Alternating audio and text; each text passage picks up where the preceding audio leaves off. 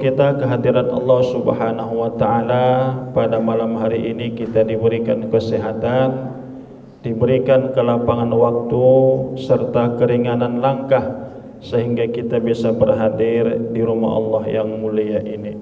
Mudah-mudahan waktu yang kita habiskan di masjid ini menjadi amal soleh bagi kita. Salawat dan salam mari sama-sama kita hadiahkan ke roh junjungan kita baginda Rasul sallallahu alaihi wasallam. Allahumma salli wa sallim wa barik alaihi. Semoga kita senantiasa mendapat syafaat baik pada hari kiamat nanti sebelum dimulai pertimbangan amal atau setelah dibukanya pengadilan Allah Subhanahu wa taala. Allahumma salli wa sallim wa barik ala sayyidina wa habibina Muhammad. Bapak Ibu kaum muslimin dan muslimat rahimakumullah, pada malam hari ini kajian kita berkaitan dengan hadis-hadis Nabi Muhammad sallallahu alaihi wasallam. Ada buku yang kita tulis yang berjudul Arba'una Hadisan an ma min Muslim. Ada 40 hadis. Ini tidak hanya 40, sebenarnya masih banyak hadis-hadis yang lain. Tapi ada kita kumpulkan 40 hadis yang awal hadis itu lafaznya ma min Muslim. Hadis pertama riwayat dari seorang sahabat Nabi yang bernama Abdullah bin Amru bin Al-As.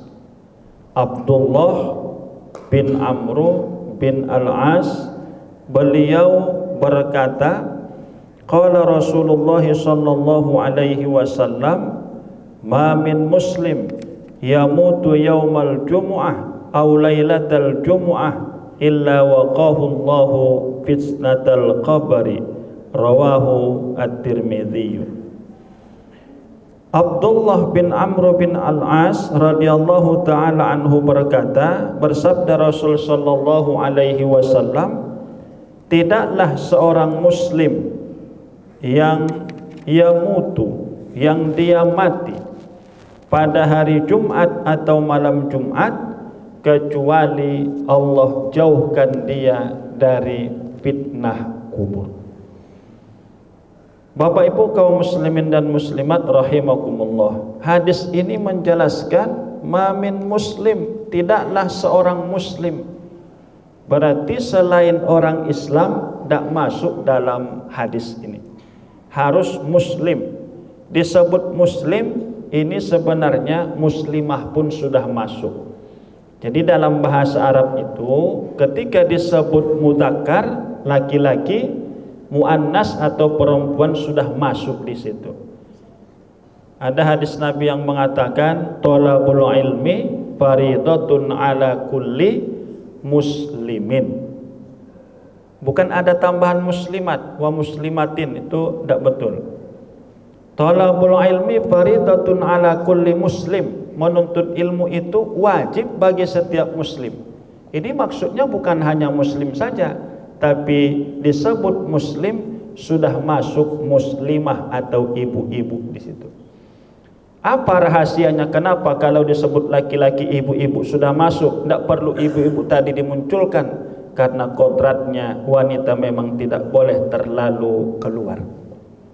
Emansipasi wanita, wanita karir itu di zaman dahulu tidak dikenal orang.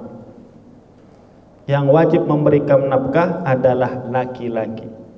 Perempuan mendidik anak di rumah, mengatur rumah tangga sehingga betul-betul bagus pendidikannya, tidak kurang kasih sayangnya, tidak berkurang perhatiannya. Tapi karena dunia ini terus berkembang, ya sama-sama bekerja, sama-sama mencari harta, sama-sama berkarir, dan susah juga melarangnya. Akhirnya muncullah wanita-wanita karir yang kadang anak-anaknya terbengkalai pendidikannya.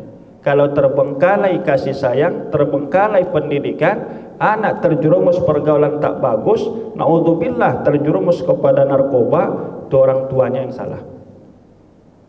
Bapak Ibu kaum muslimin dan muslimat rahimakumullah. Jadi Nabi kita sallallahu alaihi wasallam bersabda, tidaklah seorang muslim yang mati pada hari Jumat atau malam Jumat kecuali Allah jauhkan dia dari fitnah kubur. Sayyidul ayyam, penghulu dari segala hari bagi kita Islam, umat Islam adalah hari Jumat. Orang Nasrani, orang Yahudi, hari yang mulia bagi mereka adalah hari Sabtu. Orang Nasrani atau Nasoro, hari yang mulia bagi mereka adalah hari Ahad, bukan hari Minggu.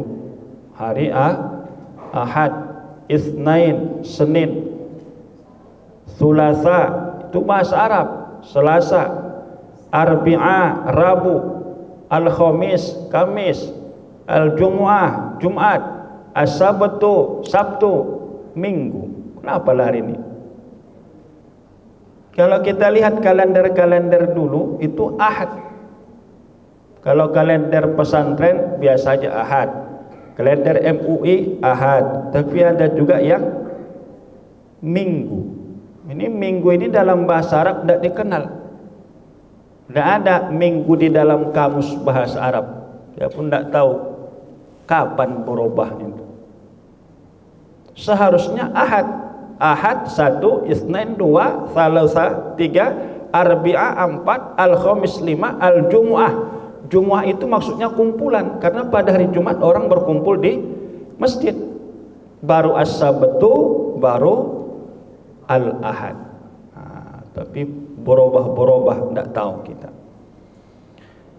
Siapa yang tidaklah seorang muslim, kata Nabi, yang mati pada hari Jumat atau pada malam Jumat. Jadi penghulu dari segala hari, hari yang 7 itu yang paling mulia adalah hari Jumat.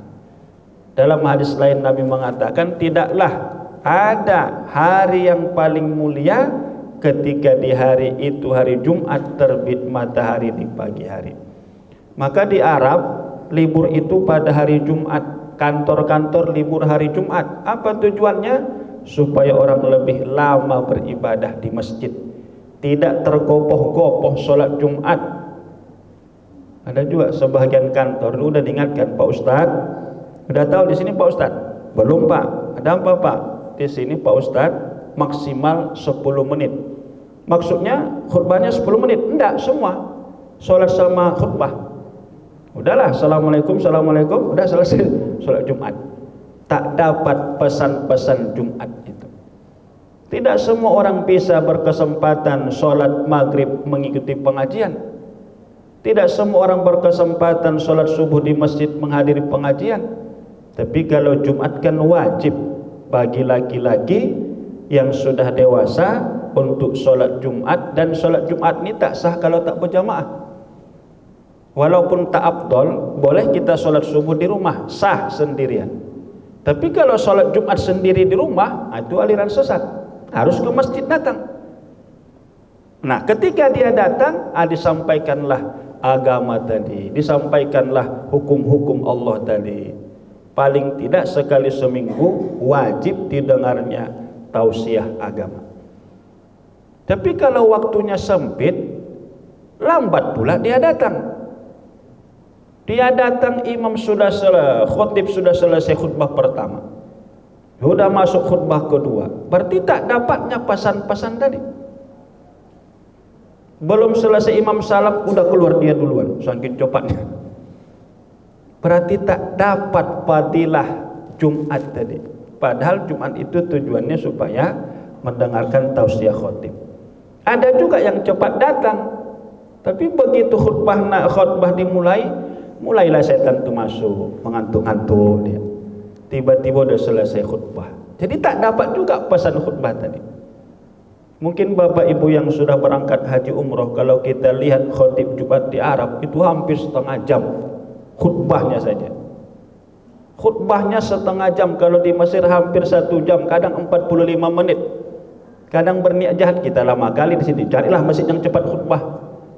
Lama. Karena memang betul-betul mereka menjelaskan agama itu. Disitulah kesempatan mereka untuk menjelaskan agama kepada umat Islam yang ada di sekitar masjid tadi.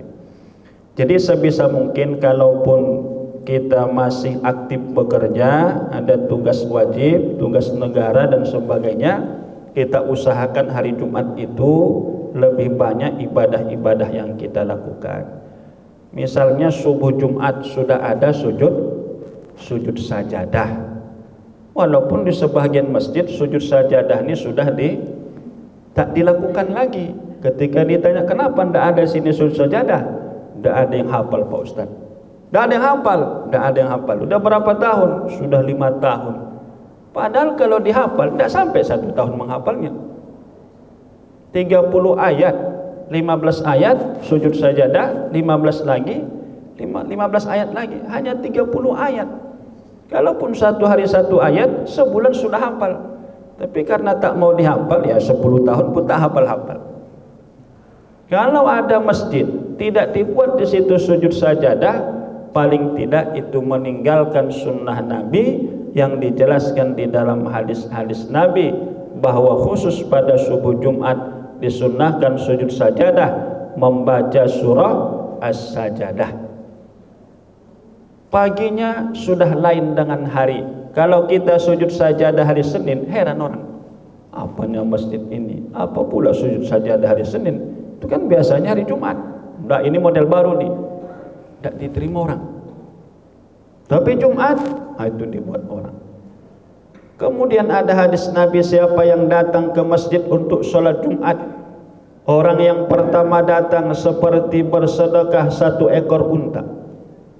Kemudian orang yang, kalau istilah kita mungkin gelombang kedua, seperti bersedekah 1 ekor sapi. Gelombang ketiga ketika seperti bersedekah 1 ekor kambing. Gelombang keempat seperti bersedekah 1 ekor ayam. Gelombang kelima seperti bersedekah 1 sebutir telur. Ketika khatib naik ke mimbar, ditutuplah catatan malaikat tadi. Jadi ini hanya kita dapatkan pada hari Jumat. Dan kata Nabi kita, ada satu waktu di hari Jumat itu doa mustajabah. Ada satu waktu di Jumat itu dirahasiakan Allah supaya kita terus berdoa, yang doa dikabulkan di situ. Bisa sebelum Jumat, bisa antara azan dan iqamah, bisa antara khotib pertama dan kedua. Itu kan mustajabah 2 itu. Ketika khotib khutbah pertama duduk, itu kan ada jeda kan. Di situ kita berdoa, antara 2 khutbah itu doa makbul. Tidak tahu kita supaya kita terus berdoa selama hari Jumat itu. Atau meninggalnya pada malam Jumat. Tradisi sebahagian kita masyarakat di Indonesia ini ada wirid Yasin hari Jumat. Karena memang ada hadis Nabi yang menyatakan Yasin qalbul Quran. Yasin itu adalah hatinya Al-Quran. Kebetulan saya S2 jurusan tafsir hadis, tesis saya membahas tentang hadis-hadis yang berkaitan dengan fadilah surah Yasin. Banyak rupanya. Saking banyaknya, walaupun dia tidak sahih, yang lemah ini naik derajatnya kepada hasan. Jadi hadis tentang membaca surah Yasin itu bisa dijadikan pedoman karena banyaknya riwayat yang dijelaskan dalam kitab-kitab para ulama. Kalaupun kita hanya bisa sholat tahajud sekali seminggu, ini kan sholat tahajud sholat malam hari ya, tidak boleh dikerjakan sholat tahajud jam 8 pagi atau jam 2 siang dia sholat tahajud, tidak betul berarti mengajinya. Sholat tahajud malam hari, kalaupun misalnya kita hanya sanggup sholat tahajud sekali seminggu, pilihlah malam Jumat. Kenapa? Supaya dapat fadilah-fadilah tadi. Kalau ada niat kita bersedekah sekali seminggu, pilih hari Jumat supaya dapat fadilah Jumat tadi. Jadi dia sengajanya, kapan Bapak bersedekah? Nanti hari Jumat. Kenapa Jumat Pak? Sekarang aja lah Pak, ini kan sudah hari Kamis, pada besok aja lah. Kenapa begitu? Aku mau dapat padilah Jumat, padilah hari Jumat. Jadi kalau kita mengundang anak yatim ke rumah, Jumat, usahakan Jumat supaya bertambah besar pahalanya. Dapat pahala sedekah, dapat pahala kemuliaan beribadah di hari Jumat. Tidaklah seorang muslim yang mati pada hari Jumat atau malam Jumat kecuali Allah jauhkan dia dari fitnah kubur. Memang kematian ini tidak bisa kita prediksi. Tidak bisa, ya Allah matikan aku hari Jumat, tiba-tiba mati hari Jumat. Tidak bisa. Tidak tahu kita kapan kita meninggal dunia. Tapi kalau kebetulan ada seorang muslim meninggal pada hari Jumat itu sudah dihitung hari Kamis Maghrib. Kamis Maghrib itu sudah mulai Jumat. Kapan habis Jumat ini? Pada hari Jumat Maghrib juga. Nah, karena perubahan waktu di dalam Islam, dalam kalender Hijriah adalah Maghrib, bukan seperti Hijriah tengah malam. Kalau perubahan waktu di dalam Islam tengah malam, maka kita takbiran jam 12 malam. Tapi kita takbiran Idul Fitri tanggal 1 Syawal ketika habis sholat Maghrib, karena sudah masuk 1 Syawal. Tidaklah orang yang mati pada hari Jumat atau malam Jumat kecuali Allah jauhkan dia dari fitnah kubur. Ada rupanya fitnah kubur, ada. Apa diantaranya fitnah kubur? Liang lahat tadi menghimpit tubuh si mayit sampai tulang rusuk kanan dan kirinya menyatu dan retak. Alhamdulillah saya belum pernah patah tulang. Tapi melihat orang yang patah tulang, luar biasa sakitnya. Sampai menangis dia ketika dikusuk kaki tadi. Patah tulangnya 4-5 bulan baru bisa berjalan. Itu pun tidak sempurna, kadang meninggalkan cacat. Ini fitnah kubur itu salah satunya ketika si mayit di dalam kubur, liang lahat tadi menyatu, dihimpitnya si mayit sehingga tulang-tulangnya remuk dan retak. Tidak hanya tulang kaki, semua tulang-tulangnya retak, pecah. Gimana sakitnya itu? Na'udzubillah min dzalik. Itu salah satu fitnah kubur. Apalagi fitnah kubur, ada kala jengking yang menggigit si mayit, ada ular besar yang melilit si mayit, ada hewan-hewan yang diutus Allah untuk menyiksa mayit di dalam kubur. Maka salah satu akidah kita percaya bahwa nikmat dan siksa kubur itu ada. Itu bukan dongeng, bukan cerita-cerita ustaz-ustaz. Enggak, itu ada dalam hadis Nabi, inna adzabal qabri haqqun. Azab kubur itu hak, merupakan satu kebenaran yang wajib kita yakini. Nah, orang yang meninggal pada hari Jumat atau malam Jumat, Allah jauhkan dari fitnah kubur tadi. Allah selamatkan dia dari himpitan liang lahat. Allah jauhkan dia dari gigitan kalajengking, belitan ular yang besar. Dan kuburnya itu raudhah min riyadil jannah, taman dari taman surga. Tapi kalau kita berkaca melihat sejarah, Nabi kita tidak meninggal hari Jumat. Nabi kita meninggal hari Senin. Lahir hari Senin, diangkat menjadi Rasul hari Senin, hijrah hari Senin, wafat hari Senin. Dikuburkan Nabi kita malam Rabu dalam satu kitab jam 3 subuh.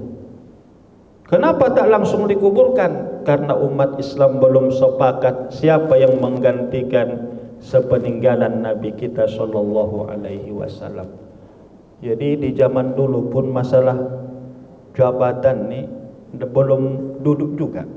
Nah, cuman bedanya sahabat-sahabat tidak berantem, tidak saling menjelekkan. tidak saling memfitnah, tidak saling memandak. Mereka bermusyawarah. Wasyawirhum fil amri, mereka bermusyawarah.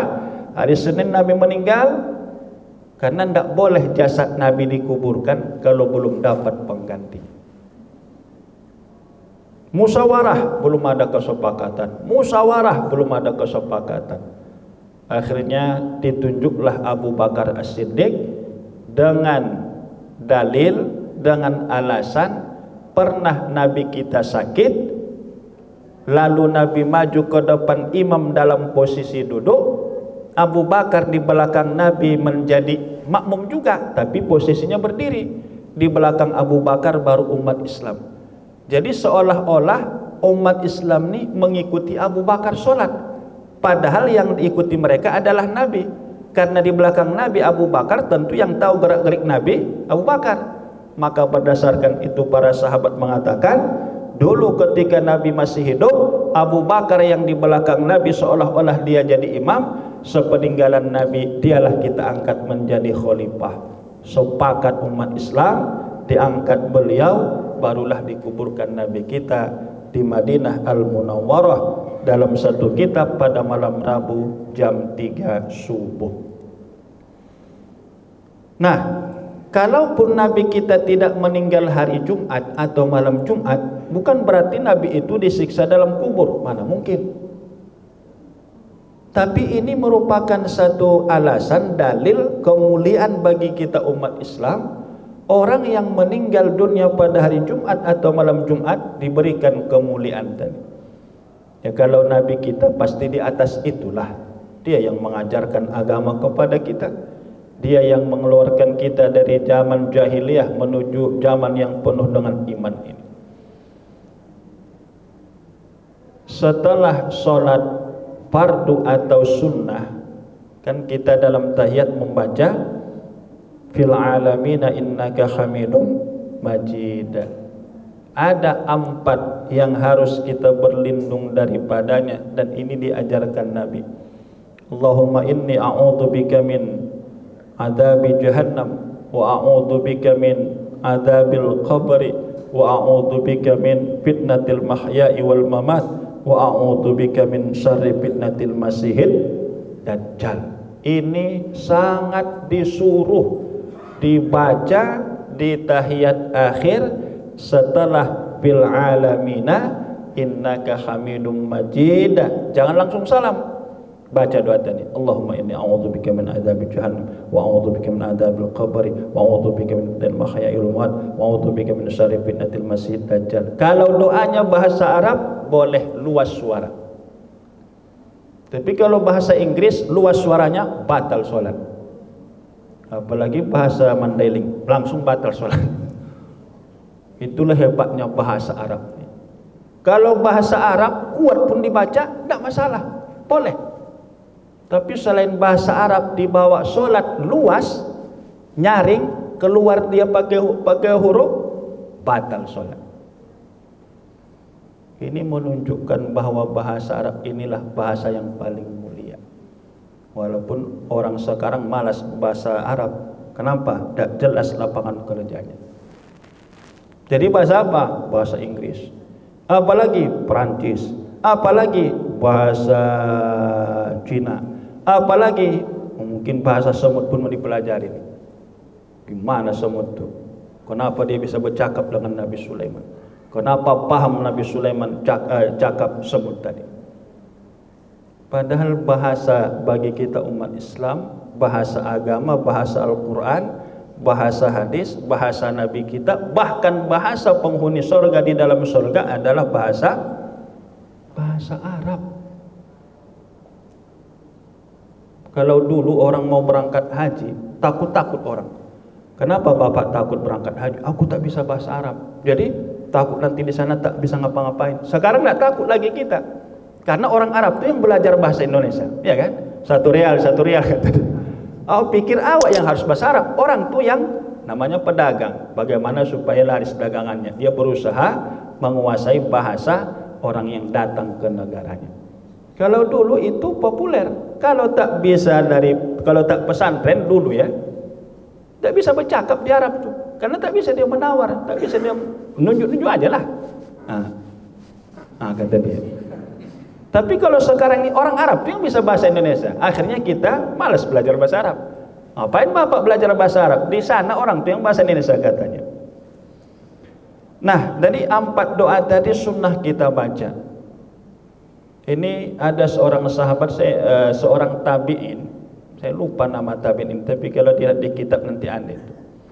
Ketika anaknya selesai sholat, ditanya, wahai anakku, apakah tadi setelah tahiyat fil alamina innaka hamidum majid kau baca doa tadi? Kata anak tadi, belum ayah. Kata ayah tadi, ulangi sholat. Apa maksudnya? Ini sangat penting kita berlindung kepada Allah supaya dijauhkan dari fitnah dan siksa kubur. Ini kubur dimaksud di sini bukan tanah wakaf ya. Itu tidak ada siksa kubur di situ. Coba kita bongkar, tidak di situ disiksa orang. Sealim apapun orang kita bongkar kuburannya, tanah juga. Jadi maksud kubur di sini adalah alam barzakh. Tidak tahu kita di mana alam itu. Ghaib, hanya Allah yang tahu. Tapi kalau kuburan itu, biasanya itu tidak pala. Cuman walaupun begitu, tidak boleh orang Islam dikuburkan di pekuburan kaum orang kafir. Begitu juga orang kafir tidak boleh dikuburkan di tanah wakaf. Walaupun tak ada siksa kubur di situ, tapi tidak boleh disandingkan mayit kafir dan mayit muslim di tanah wakaf. Kenapa? Tidak boleh. Takut nanti disiksa orang kafir tadi, atau pukulnya pula ustadz yang di sampingnya. Salah. Dari kuburannya pun tidak boleh, kecuali pekuburan umum, makam pahlawan misalnya, itu kan umum, itu bolehlah.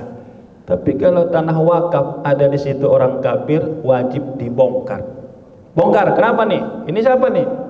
Udah meninggal bulan lalu. Ya, ini siapa nih? Muslim, kafir, bongkar, wajib. Kenapa? Tanah wakaf hanya untuk orang Islam. Begitu juga ada orang Islam di kuburan tanah kafir. Di mana kalian kuburkan ayah kalian? Di sana, Wak. Itu bukan orang kafir, bongkar. Wajib dibongkar. Walaupun sudah seminggu atau baru 3 hari, wajib bongkar. Dijaga orang Islam itu jangan sampai berada di sekitar orang-orang yang ingkar kepada Allah Subhanahu wa taala. Hadis ini riwayat Imam At-Tirmidzi rahimahullahu taala. Hadis berikutnya dari seorang sahabat yang bernama Husain. Beliau berkata, datang seseorang bertanya kepada Ibnu Abbas. Lalu Ibnu Abbas menjelaskan, pernah aku mendengar Nabi sallallahu alaihi wasallam bersabda, "Ma min muslim kasa musliman thawban illa kana fi hibsin minallahi madama minhu alaihi khirqah." Tidaklah seorang muslim memakaikan baju bagi muslim yang lainnya. Berarti dia bersedekah pakaian. Tidaklah seorang muslim memakaikan pakaian kepada muslim yang lain kecuali Allah pelihara orang tadi yang bersedekah tadi selama kain itu masih dipakai orang yang menerima sedekah tadi. Ini artinya bahwa bersedekah itu tidak harus uang, tidak harus harta. Boleh pakaian, boleh juga mungkin sepatu. Kan ada di daerah-daerah yang mungkin gempa bumi, pakaian mereka hanya yang di tubuhnya saja, lalu dikumpulkan pakaian-pakaian tadi dikirim ke mereka. Ini juga bagian daripada amal soleh. Cuman yang tak enak tuh pakaian bekas, itu yang tak enak tuh. Yang bekas-bekas disedekahkan di jalan Allah. Yang baik-baik simpan di lemari. Ini kedengarannya tak enak. Bapak, mana Pak baju bekas Bapak Pak? Untuk apa nih? Fisabilillah. Betul lah. Masa untuk Allah pakaian bekas? Makanya ada ayat Quran, lan tanalul birra hatta tunfiqu mimma tuhibbun. Tidak akan sampai kamu, kata Allah, ke puncak kebaikan sampai kamu berinfak apa yang paling kamu sukai. Walaupun kita bersedekah, tapi belum dikatakan sampai ke puncak kebaikan kalau yang kita sedekahkan itu pakaian bekas. Jadi ditanya malaikat, kau dulu kenapa kau mau bersedekah pakaian? Kata bapak tadi, tidak muat lagi sama aku, kata. Berarti kalau muat masih mau kau pakai? Iyalah, kata dia. Berarti karena tak muat maka disedekahkannya. Sama dengan orang yang bernazar, ya. Gimana Pak? Inilah Pak Ustaz, saya kalau tembus nanti proyek ini, saya bersedekah lah Pak Ustaz. Kalau tak tembus, ya tak bersedekah lah, kata. Berarti kan pelik juga itu. Diancamnya Tuhan tuh, ya Allah, kalau tembus aku mau lo sedekah, tapi kalau tak tembus anda usahlah, kata.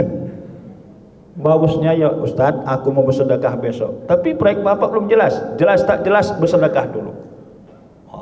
Ditengok malaikat, oh ini cocok nih, baru didoakan mereka, rupanya dia yang menang. Tapi paling tidak ya, kalaupun tidak sampai ke puncak, apa kata orang Arab, mala yudraku kulluh la yutsraku kulluh. Kalaupun tak bisa banyak, paling tidak sebahagian. Yang bisa mengamalkan ayat tadi di samping para sahabat, para nabi, ya, yang paling jelas adalah Utsman bin Affan. Ini beliau sudah mengamalkan ayat tadi. Kenapa? Di Madinah itu ada sumur yang paling bersih airnya, dan itu dikuasai oleh orang Yahudi, punya Yahudi. Dibeliknya tak dikasih orang Yahudi tadi, mahal dibuatnya harganya, tak dikasih orang Yahudi. Orang Islam ambil air bayar, tiap hari ngambil air bayar, mahal dibuat orang Yahudi tadi. Dibeli Utsman 2 kali lipat, tak mau juga dia, karena tahu dia sumber uang. Umat Islam pun kesusahan, tapi karena perlu air, bayar juga lah. Akhirnya Utsman dengan politik dagangnya, dia jumpa Yahudi tadi. Yahudi beginilah, kalaupun tak kau jual semua sumur kau ini, kau juallah separuh untukku, mahal harganya, tidak apa-apa. Kata Yahudi tadi, maksudnya gimana? Ya maksudnya sumur ini kita bagi 2, 3 hari kau yang megang, 3 hari aku yang megang, ku bayar nih mahal, tidak apa-apalah, kata Utsman. Karena mendengar bayaran mahal dan dia masih punya hak di situ, cocok juga nih, kata Yahudi tadi. Oke lah, mana uangnya? Dibayarlah dengan bayaran yang mahal. Kalau misalnya 10.000, dibayarnya 100.000.